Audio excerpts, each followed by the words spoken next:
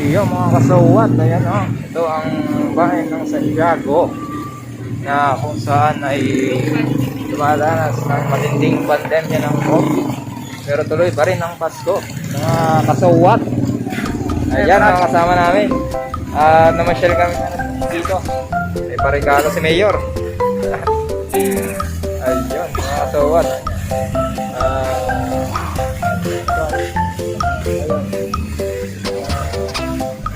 Hey yo mga kasuwat, it's me, share you, it's our vlog. Yon mga kasuwat, sa bigat ng pinagdaraanan ng mamamayang Kailokanuhan ay patuloy pa rin ang presensya ng Pasko't ang tiwala mo sa Panginoon ay yan ang magpapatibay sa iyo sapagkat ito'y pagsubok lamang na hindi mo dapat kaligtaan ang ibig sabihin at presensya ng kanyang kapanganakan para sa Kapaskuhan. Ayon mga kasuwat, ang Kapaskuhan ay maraming ibig sabihin. Kung yan ay magbabago lamang ng isang pandemya para sa iyo, yan ay hindi ganun na makabuluhan. Pero kung ito ay hindi magbabago at alam mo na ang Kapaskuhan ay pagmamalasakit at pagbibigayan, ngayong pandemya ay mas lalo mong maintindihan ang ibig sabihin ng Kapaskuhan.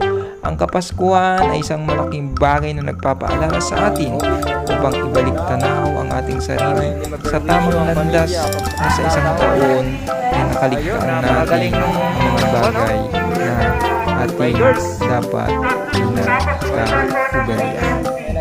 Kumbaga, ang mga pagkakamali natin itong Kapaskuhan na ito, kahit sinasabi nila na ngayong Pasko pa lang magiging mabait, napakalaking bagay po ito upang maalala mo yung mga bagay na dapat hindi mo ginawa, dapat tinama. Boss, kaway naman dyan! Yon mga kasawat.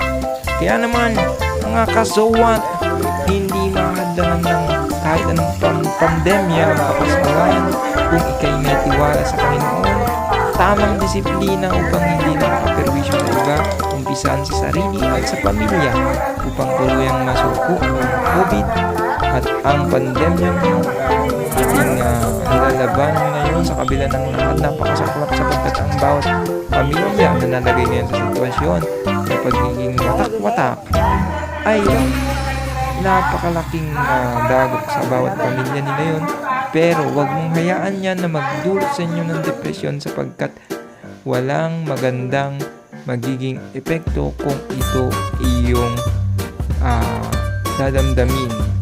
Dapat maging matatag, tiwala sa Panginoon, yun ang napakalaga. Disiplina, malalagpasan ang lahat, at yan ang ibig sabihin ng kanyang kapanganakan. Na huwag kang matakot kung ang mga ibon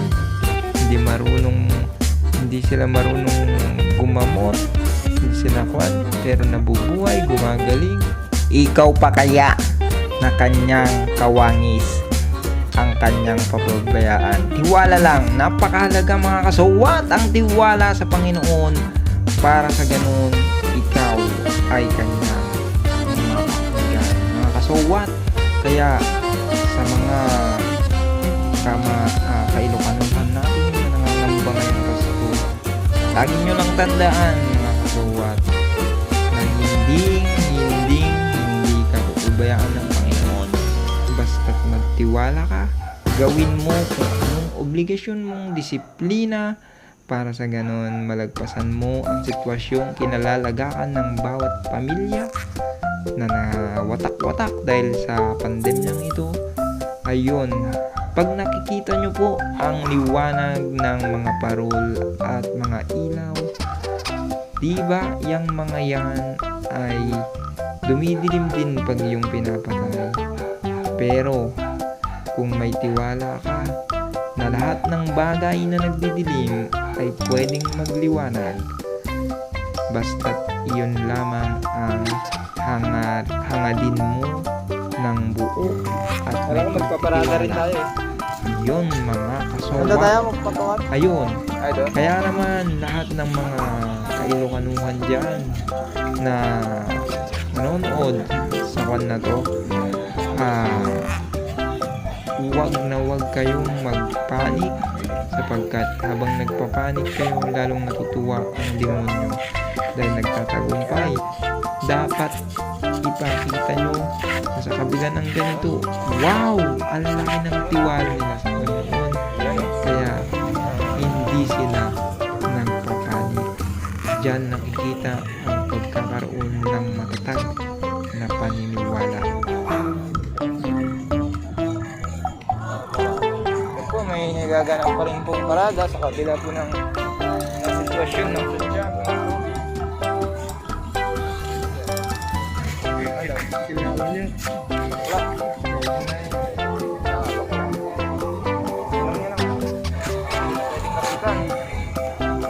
Pwedeng lapitan si Donet. Dancer si Donet.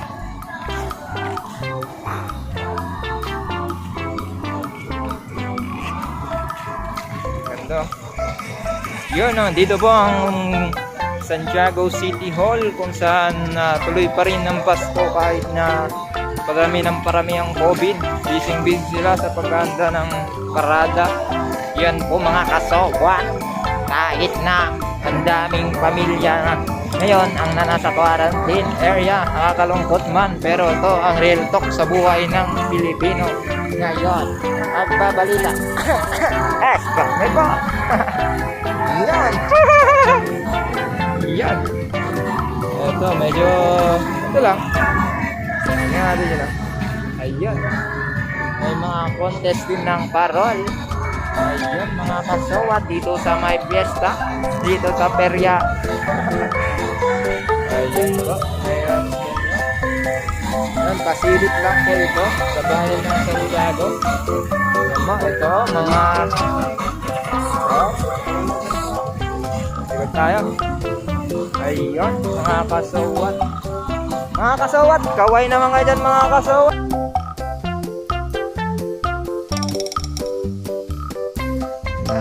Hindi naman ibig sabihin na kapag matatag ang paniniwala ay magiging pabaya ka na. Lakipan mo ng disiplina at obligasyon para masugpo ang pandemya. Ganun lamang, patuloy man tayong idinagok ang pandemyang ito, ikaw ay aangat muli. Magtiwala ka lang, at sana'y kung ano man ang kamalian ng iba, mag-focus kang unahin ang sarili na disiplinahin upang sa ganun ay makatulong ng malaki sa pagsugpo ng pandemya. Yung pagsita sa mga mali ng iba ngunit sa sarili ay hindi nagagawa ay napakalaking kamalian. Kaya dapat tulong-tulong unahin ang sarili. Huwag mo nang hayaang yung iba na mapuna yung sarili mo. Kailangan unahin mo na as long na ginagawa mo yung dapat mong gawin. Mas long na nakikita ng Panginoon ang kagustuhan mo mailigtas sa pandemya ito. Kaya mga kasawat, ayun, damhin pa rin natin ang presensya ng Kapaskuhan. Dahil ang presensya ng Kapaskuhan ay ang paniniwala na merong Panginoon. Ayun mga kasawat, at salamat na rin dahil sa kabila ng lahat, nagagawa pa rin nating magdiwang ng Kapaskuhan. Yun, sa lahat ng mga wala namang pwedeng maitulong para maresolba ang pandemic, nakakagulo lang. Isipin mo muna ang bagay na itutulong mo upang masugpo ang suliranin natin, hindi ng mga bagay na wala namang magiging kabuluhan at magandang epekto para sa paglutas ng problemang ito. Ayun mga kasawat, at muli ito po si COVID nagbabatid ng mga bagay na dapat nyong gawin. Ayun. Ayan, at para bang isang paalala lang na sa Kapaskuhan ay hindi dapat tayo'y malugmok dahil sa pandemyang dinadanas. Dito lamang dapat nating ilabas ang tiwala sa Panginoon, disiplina sa sarili, at pagmamahal sa kapwa-tao. At ito ang pinakamalaking bagay na pabatid ng pandemyang ito sa bawat Pilipino, hindi lang sa kabuuan ng Ilocano, pero sa buong kamunduhan ng tao.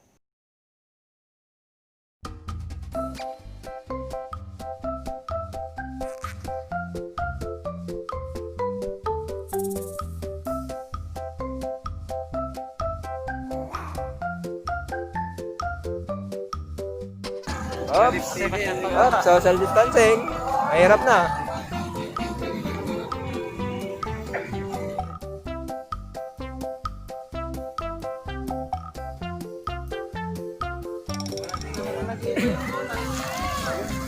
Eh, kaganda oh. Kita natin. Ulit tayo po magsisimula na sa ating kaalaman sa loob po ng isang minuto. Tinatawagin po namin yung number 1 sa tricycle. Tayo pa umikot na. Susundan po ng number 2. Yan, number 1, number 2. At susundan po ninyo ay ang huling number. Ayan, mga kasuwat, sa simpleng pagsusuot ng face mask, napakalaking bagay ng maitutulong mo para sa kaligtasan ng kapwa mo tao at ng pamilya mo na rin. Yun lang, huwag mo nang hintayin na ang gobyerno pa ang magpatupad para sa sarili mo.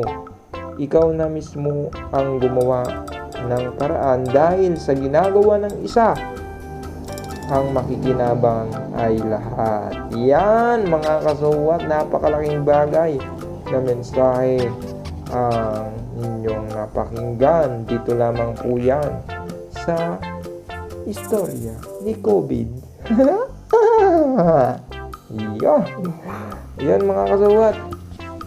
At sana'y sa mga OFW natin ay magkaroon kayo ng kapayapaan sa inyong kaisipan tungkol sa nangyayari sa ating bansa, sapagkat kayo'y bayani at dakila dahil nasa ibang landas kayo, ngunit ito'y hindi basta-basta, sapagkat ito'y sakripisyo para sa ikagaganda ng kinabukasan ng mga napag-iwanan yung pamilya nyo dito sa Pilipinas, dahil ang pagiging isang OFW ay hindi biro.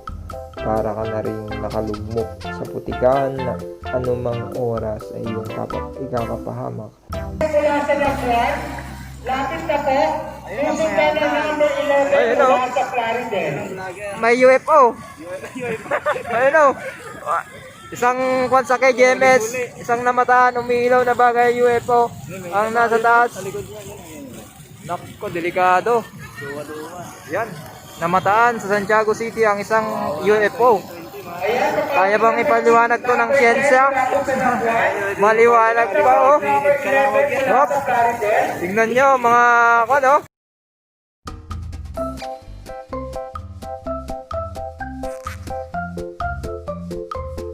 Parang alitap-tap na malaki. Nasaan? Malayo yun. Ito mas maganda. Yung UFO. Baka biglang bumagsak dito yung alien. Nakto, patay. Number 2, wala po sa Rizalay. Ay, ikot sila. Dito tayo.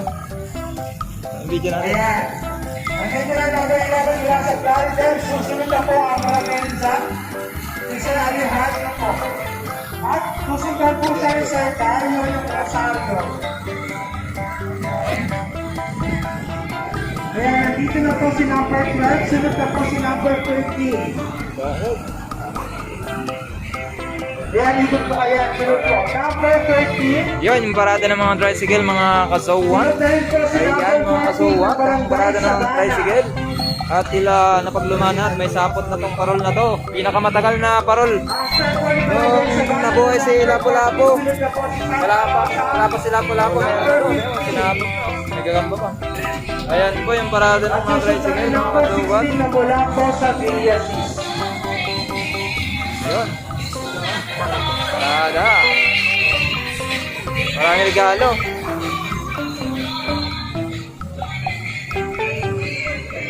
Ayan, after po ng ating mga tricycle drivers, susunod naman po ang ating BFQ.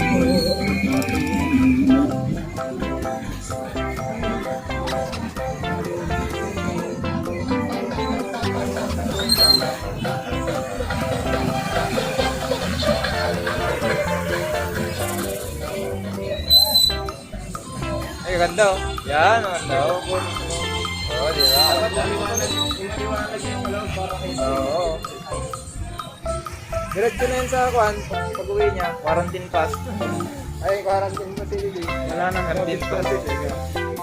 Kaya dapat nating dakilain at bigyan ng pagpupugay ang mga OFW natin at mga frontliners na rin na nagsasakripisyo rin para sa kapakanan ng ibang tao.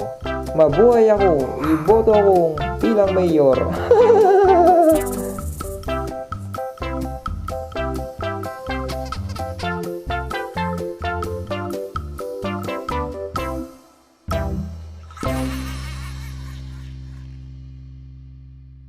Sana, yung puto sa labas. Sala si Mayat, panamit ko ma, dinag-drag mo.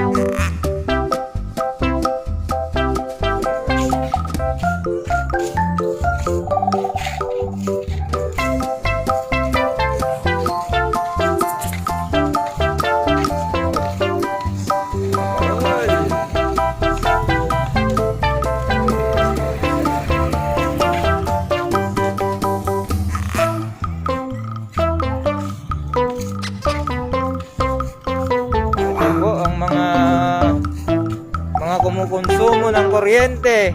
Kumukonsumo ng kuryente. Napakaganda oh. Napakaganda rin ng babayaran sa kuryente. Tuloy ang Pasko kahit na walang trabaho. Oh, wala na.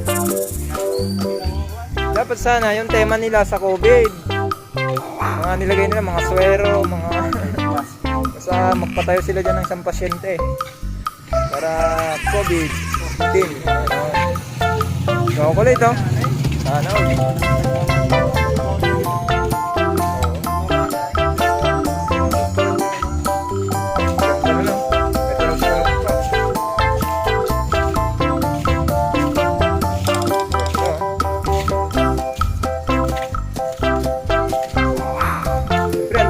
gumawa dyan, ang daming humawak dyan, no? Mga meron kayo. Kaganda na ito, pang social talaga. Kasi yung uminom dito, pang mamahaling pa niya eh. Ano yan, Yakult yan.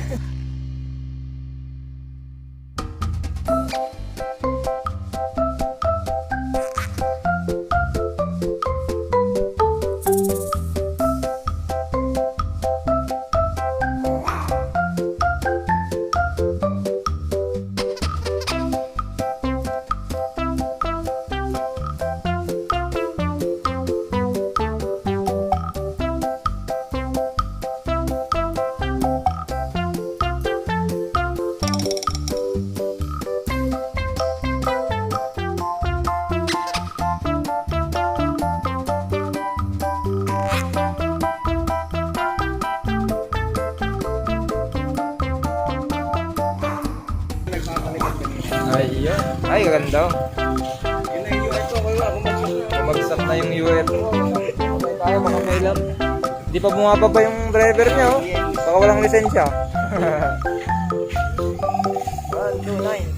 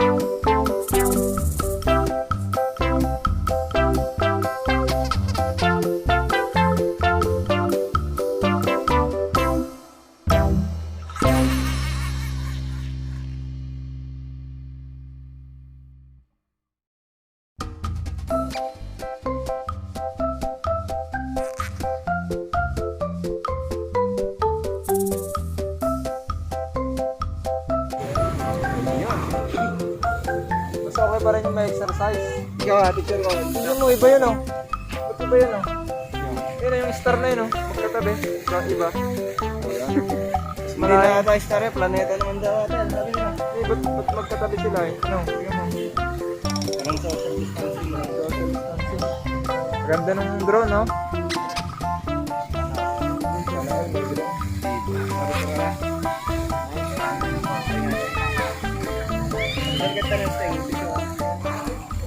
Picture casting. Ilalagay kong ito ang Hindi, ganun ka, bagong ilalagay ko bagong pasyenteng gumaling. Kasi nakapit na. Hindi mo makikita. May pala ka, oh. Nagkuka na, oh. Nakko, mayroong kagimba-gimbal na nangyari.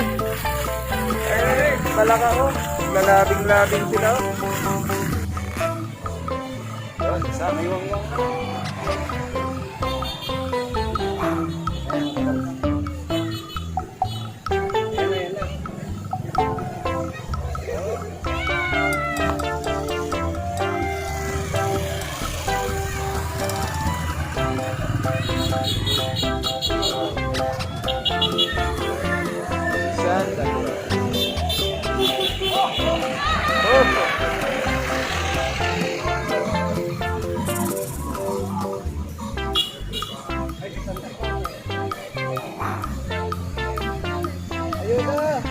Patal.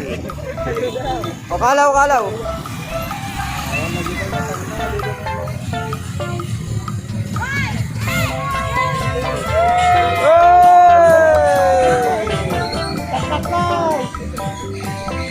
Ayun, kaganda.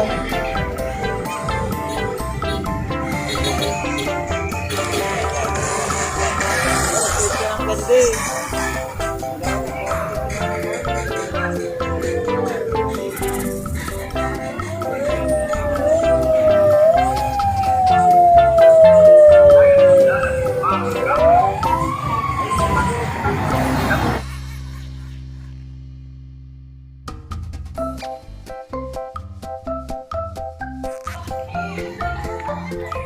Ang laking stars, oh.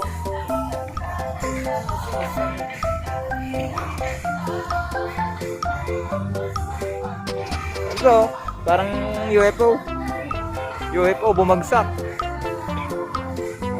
Wala talaga itong mga kumakain dito. Plastic. Magpapasura din. Ay, bakal nung ano.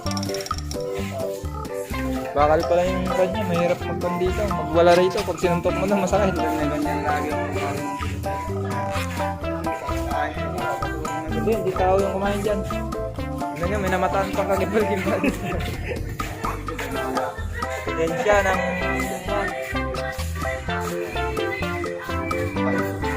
Tayo na dito. Ebidensya ng... May malakado lang. Ebidensya ng... Ayun, fossil. Fossil ng nakaraan. Magandang gabi rin sa'yo, kagawad.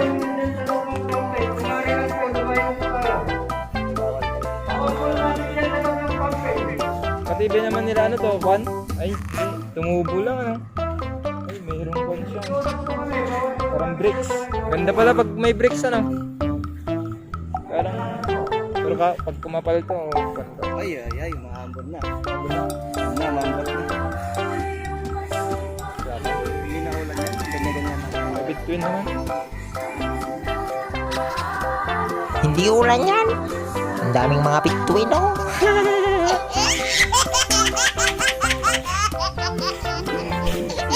Baka umaraw ngayong gabi yan. Ganun naman, tama. Oo.